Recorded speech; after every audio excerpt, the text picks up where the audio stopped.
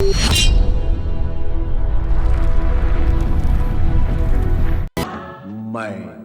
ओंकार हूं, दूसरों का हित चिंतन करने वालों के लिए गंगा की पवित्र धार हूं। नारद व देवगण को जब ज्ञात होता है कि गणेश को पुनर्जीवित किए बिना माता पार्वती शांत नहीं होंगी, तो भगवान शिव के निर्देश पर श्री हरि विष्णु किसी प्राणी के सिर की खोज में जाते हैं और शीघ्र ही ऐरावत हाथी का मस्तक प्राप्त कर लेते हैं। तदुपरांत भगवान शिव गणेश को पुनः जीवन प्रदान करते हैं। शिव जी प्रसन्न होकर गणेश शिव पार्वती के पुत्र वधुएं बनेंगे, किंतु कार्तिकेय धर्म और शिव भक्ति के प्रचार हेतु। कार्तिकेय और गणेश दोनों भाइयों में कैसा अगाध प्रेम है। हाँ, दोनों सदा साथ साथ रहते हैं, क्रीड़ाएं व लीलाएं करते हैं। दोनों की लीलाओं को देखते हुए कितने वर्ष व्यतीत हो गए, हमें ज्ञात ही नहीं रहा। स्वामी, माता, क्या आपने कुमार कार्तिकेय को देखा है?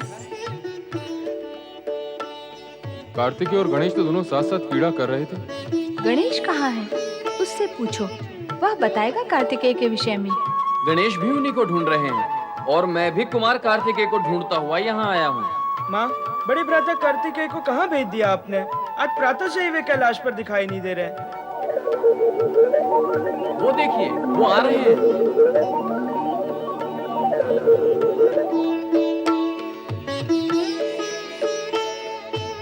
प्रणाम माता। कल्याण भाव। प्रणाम पितृदेव। यशस्वी भव। बड़े भ्राता कार्तिकेय, कहाँ रह गए थे आप? आज प्रातः से ही मैं आपको ढूंढ रहा हूँ। हाँ पुत्र, बिना बताए कहाँ चले गए थे तुम? हम सब चिंतित थे। जाया करो तो बताकर जाया करो। माता, मेरा मन जब भी अगस्त ऋषि से मिलने का इच्छुक होता है तो मैं दक्षिण दिशा में स्थित उनके आश्रम में चला जाता हूँ। बताकर जाते तो हमें चिंता न होती। भविष्य में ध्यान रखना। आपकी आज्ञा का पालन करूंगा माता। चले बड़े भ्राता, चलकर खेल खेलते हैं। हाँ अवश्य, चलो चलो चलो।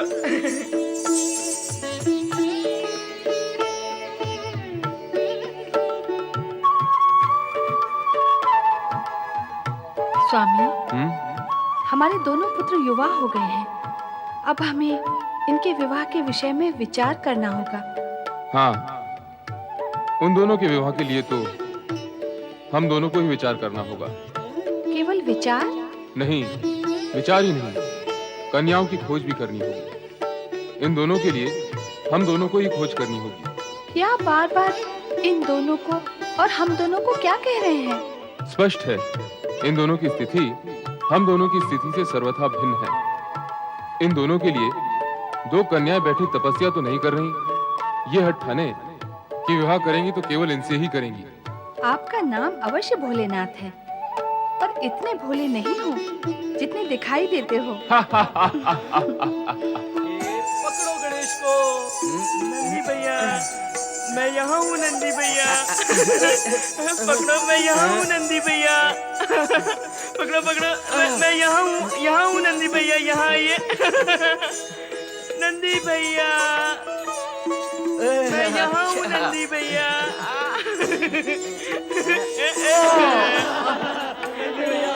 नंदी भैया हार गए, हार गए, हार गए। भिंगी, तुम मेरी आंखों पे पट्टी बांधो, मैं पकड़ूंगा गणेश को।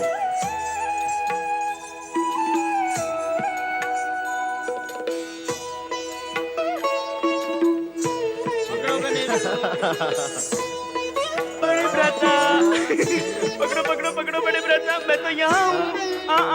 नहीं नहीं।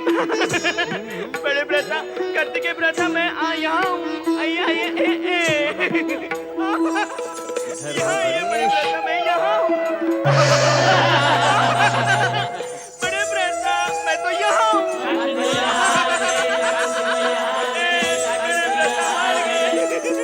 देखा स्वामी आपने, गणेश कुटिलता करने लगा है। नहीं देवी, ना तो ये कुटिलता है ना चतुराई, ये तो मात्र बाल क्रीड़ा है। गणेश कुटिल तो है ही नहीं। पर कार्तिकेय और अन्य सभी अकारण ही थक रहे हैं। क्रीड़ा में यही तो होता है, प्रतिद्वंदी को थका के छकाया जाता है, जिससे विजय की संभावना बढ़ती है। क्रीड़ा करने वाले सभी दल ऐसा ही करते हैं। ये रहा फल, चलाइए बाण। गणेश चलाओ बाण।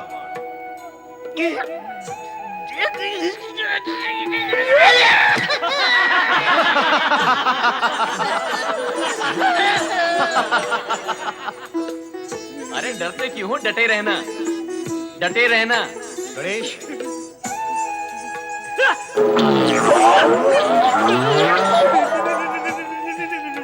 चलो। अरे डरते क्यों हो, डटे रहना। हाँ।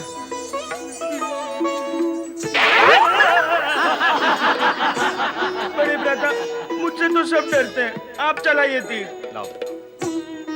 मेरे प्राण तो बच जाएंगे ना।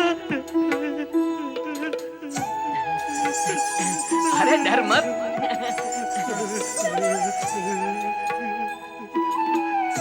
चलाइए बड़े भ्राता। इस प्रकार तो गणेश हार जाएगा। क्रीड़ा में जय पराजय का महत्व नहीं, स्फूर्ति, बुद्धि कौशल और क्रीड़ा भावना ही मुख्य होते हैं। जय पराजय का महत्व न होने से क्रीड़ा का आनंद ही क्या रहेगा? नहीं देवी, आनंद तो स्फूर्ति और कुशलता में है। जय पराजय को महत्व देने से प्रतिद्वंद्विता बढ़ती है, जिससे भावना मलिन होकर खिलाड़ियों में एक दूसरे के प्रति दुर्भावना भी बढ़ती है, जिसका अंत शत्रुता में होता है। संभालो बड़े भ्राता।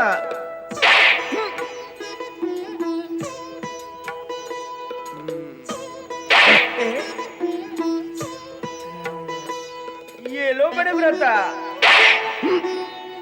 गणेश तुम कुटिलता कर रहे हो। बड़े भ्राता, छोटा हूं ना, भूल तो हो जाती है। दोनों भाइयों में प्रेम और स्नेह है। होना भी चाहिए, स्वाभाविक है। चर्चा का विषय तो तब होता जब दोनों में वैर अथवा घृणा होती। पर स्वामी, क्या यह आश्चर्य का विषय नहीं कि भाइयों में वैर और घृणा होती है? आश्चर्य उनके लिए जो प्रेम और स्नेह की गति को स्वाभाविक और जीवन का एक आवश्यक अंग मानते हैं। पर जो स्वार्थ, भौतिकता और अधिकार के भ्रम में पड़कर मिथ्या सुख को ही सर्वोपरि मानते हैं, उन्हें ना तो आश्चर्य होता है, ना ही लाज आती है। जगत में व्याप्त सत्य कुछ भी हो, पर हमारे पुत्रों में प्रेम भाव है। हाँ, सो तो है।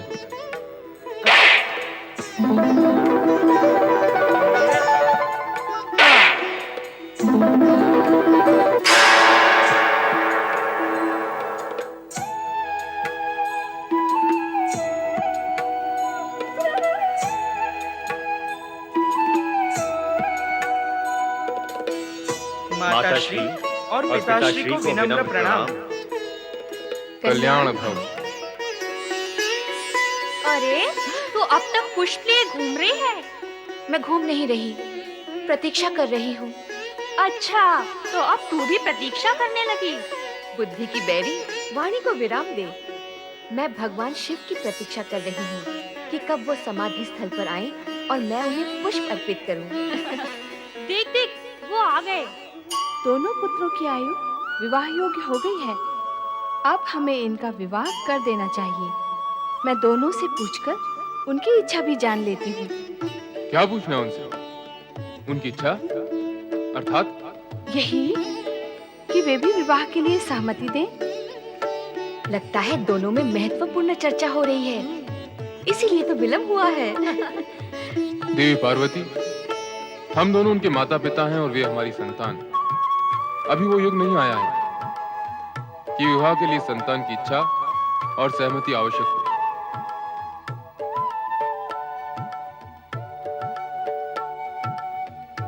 पर स्वामी, विवाह तो संतान को ही करना है ना? तो क्या इसका निर्णय संतान करेगी? तुम इस सत्य को क्यों भूल रही हो देवी कि हमारे दोनों पुत्र विवेकशील और बुद्धिमान हैं और ऐसी बुद्धिमान संतान ये भी अवश्य मानती है कि उनके माता पिता उनसे अधिक बुद्धि और विवेक रखते हैं और वे जो भी निर्णय लेंगे उनका हित विचार कर ही लेंगे। माता पिता की इच्छा और निर्णय के विरुद्ध अविवेक और युवावस्था के उन्माद में विवाह करने का युग अभी नहीं आया देवी। पूज्य माता पिता के श्री चरणों में हमारा प्रणाम। सदा कल्याण हो और सदा कल्याणकारी रहो। अद्भुत आशीर्वाद। सदा कल्याण हो और सदा कल्याणकारी रहो। हाँ देवी, दूसरों का कल्याण करने वालों का सदा कल्याण होता है, इसलिए सुख की कामना करने वालों को कल्याण कार्य करते रहना चाहिए। माँ, पिता श्रेष्ठ का ये मंत्र हम आत्मसात करेंगे, किंतु ये बताइए कि आपने हम भाइयों को आशीर्वाद क्यों नहीं दिया? तुम दोनों को तो मैं अनेकानेक आशीर्वाद दे चुकी हूँ। ओहो, तो अब अन्य किसी को आशीर्वाद देने का विचार है? हाँ, भला बताओ तो किसे? अपनी पुत्र वधुओं को। पर वे हैं कहाँ? है नहीं तो हो जाएंगी। पुत्रों, तुम्हारी माता अब तुम्हारा विवाह कर देना चाहती है। सत्य है, मैं अपनी पुत्र वधुओं का सलोना मुख देखने के लिए अब व्याकुल हो उठी हूँ। अब तुम दोनों का कर्तव्य है कि अपने माता पिता की इच्छा पूर्ण करो। दोनों का नहीं माँ, केवल गणेश का। क्यों? तुम क्यों अपने कर्तव्य से भागना चाहती हो? पिताश्री, मेरी विवाह करने में रुचि नहीं। मैं इस बंधन में पड़ना नहीं चाहता। मैं तो जन जन में धर्म और शिव भक्ति का प्रचार करना चाहता हूँ। करो, पर विवाह तुम्हें कहाँ बाधक है? विवाह का बंधन और दायित्व धर्म कार्य में योग साधना नहीं करने देता। बस बस, तुम्हारे पिताश्री से बढ़कर योगी इस जगत में कोई नहीं है, फिर भी वो विवाहित है। पिताश्री, आप मौन क्यों हैं? मेरा मौन तुम्हारी माता के पक्ष का समर्थन कर रहा है पुत्र। जगत में कोई भी ऐसे माता पिता नहीं है जो अपनी संतान का कुंवारा रहना सहन कर सके। मेरे पूज्य माता पिता, जब तक बड़े भ्राता कार्तिकेय इस गंभीर विषय पर विचार करें, तब तक अपनी सेवाओं को प्रस्तुत करते हुए आपकी आज्ञा पालन करने के लिए मैं उपस्थित हूँ। किंतु समस्या तो यही है कि मुझ गजवदन को अपनी कन्या कौन देगा? अप्रिय सत्य को तुमने विरोध में कहा है पुत्र, किंतु इसी सत्य का एक दूसरा पक्ष भी है। संबंध की आकांक्षा रखने वाले अज्ञानी केवल शरीर का आकार, प्रकार, रूप और रंग को देखते हैं, किंतु ज्ञानी और अटल सत्य के समर्थक शरीर रूपी शिविर के भीतर विद्यमान गुण, प्रतिभा, विवेक और बुद्धि का मूल्यांकन करते हैं। तुम बुद्धि निधि हो गणेश। तुम्हें अपनी पुत्री देने के लिए अनेक पिता ललायत होंगे। शीघ्र ही हम इस विषय को आगे बढ़ाएंगे। मैं तो माता पिता की इच्छा और आज्ञा को ही सर्वोपरि मानता हूँ। तो हम अति शीघ्र ही गुणवती कन्याओं की खोज करते हैं।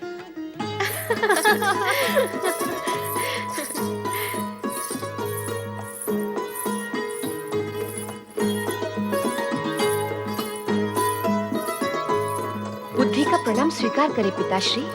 सिद्धि का प्रणाम स्वीकार करें पिताश्री। आयुष्मान भव पुत्री हो, सदा सुखी और प्रसन्न रहो। हमारे सुख के लिए हमें तीर्थ यात्रा पर जाने की आज्ञा दे पिताश्री। हाँ पिताश्री, हम दोनों बहनें तीर्थ यात्रा पर जाना चाहती हैं।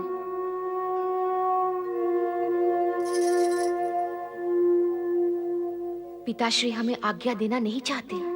ऐसा ही लगता है, चलो लौट चलें।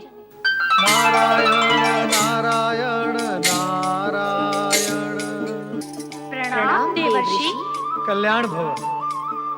संसार के सर्वश्रेष्ठ, गुणवान, धैर्यवान, बलवान और चरित्रवान पति आप दोनों को प्राप्त हो। लजा रही हो? उत्तम, अति उत्तम। लज्जा तो स्त्री का सर्वश्रेष्ठ आभूषण है। परंतु ये क्या, आप दोनों के मुख पर ये निराशा और विषाद की छाया क्यों है? हाँ पुत्रियों, कहो, तुम उदास क्यों हो? पिताश्री, हमने आपसे तीर्थ यात्रा पर जाने की आज्ञा मांगी तो आपने उत्तर नहीं दिया। हम दोनों ने यही समझा कि आप हमें भेजना नहीं चाहते। नहीं पुत्रियों, नहीं। तीर्थ यात्रा जैसे पुण्य और शुभ कार्य के लिए भला मैं तुम्हें कैसे रोक सकता हूँ? अवश्य जाओ और तीर्थों में अपने इष्ट देवी देवताओं से अपने योग्य वर पाने के लिए प्रार्थना करो, ताकि मैं भी अपने दायित्व से मुक्त हो सकूं।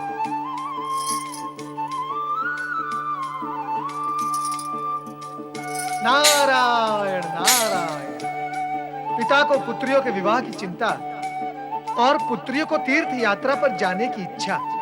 आहा, ऐसी योग्य और सुशील कन्याओं के विवाह की चिंता आपको नहीं होनी चाहिए राजन। पुत्री विवाह योग्य हो जाए तो पिता की चिंता स्वाभाविक है देवर्षि। प्रभु की कैसी लीला है। इधर आप पुत्रियों के लिए वर की खोज और चिंता कर रहे हैं और उधर योग्य वर के माता पिता आप जैसे पिता की प्रतीक्षा कर रहे हैं। प्रतीक्षा कर रहे हैं? कौन? पुत्र वधुओं की खोज करने वाले वर के माता पिता प्रतीक्षा कर रहे हैं राजन। देवर्षि, कौन है वे? कृपया नाम बताएं उनका। सारा जगत जानता है उन्हें, कौन नहीं जानता? पर मैं नहीं जानता। जानते हैं राजन, आप भी जानते हैं। आप कृपया स्पष्ट रूप से बताएं, कौन है वे? राजन, विधि के विधान के अनुसार आपकी दोनों पुत्रियां शिव पार्वती की पुत्र वधुएं बनेंगी। विधि के विधान को पूर्ण करने के लिए आपको यथाशीघ्र कैलाश पहुंचकर शिव पार्वती से भेंट करनी होगी। देवर्षि, मैं आपका आभारी हूँ। आपके शुभ समाचार ने तो मुझे चिंता मुक्त कर दिया। आपके आदेशानुसार मैं शुभ मुहूर्त में कैलाश जाकर शिव भोलेनाथ के दर्शन करूंगा। पिता श्रेष्ठ, मुझे दक्षिण में अगस्त ऋषि के आश्रम में जाने की आज्ञा प्रदान करें। उसी क्षेत्र में मैं धर्म और शिव भक्ति का प्रचार करना चाहता हूँ। तो बड़े भ्राता, मैं भी आपके साथ चलूंगा वहाँ। नहीं गणेश, मैं अपने वाहन मयूर पे बैठकर शीघ्र जाकर शीघ्र लौट आऊंगा। तो जिस मयूर पर आप बैठोगे उसी पर मैं भी बैठूंगा। हट क्यों कर रहे हो गणेश? हट नहीं माँ, भ्रमण कर रहा हूँ। नहीं नहीं नहीं नहीं, भ्रमण करना चाहता हूँ। मैं कार्यवश जा रहा हूँ। तुम भ्रमण करना चाहते हो तो फिर माँ के पास कौन रहेगा? कैसी बात करते हो बड़े भ्राता? जब हम दोनों नहीं थे तब माताजी के पास कौन रहता था? पिताश्री। अब भी वो ही रहेंगे। गणेश, तर्क करने की आवश्यकता नहीं, तुम यहीं रहो। तुम्हारे पिताश्री ठीक कह रहे हैं गणेश, तुम्हें यहीं रहना चाहिए। अब माँ की आज्ञा को तो मैं टाल नहीं सकता। योग्य पुत्र माता पिता की आज्ञा मानते हैं, टालते नहीं। मैं शीघ्र ही लौटूंगा। अब विदा लूंगा।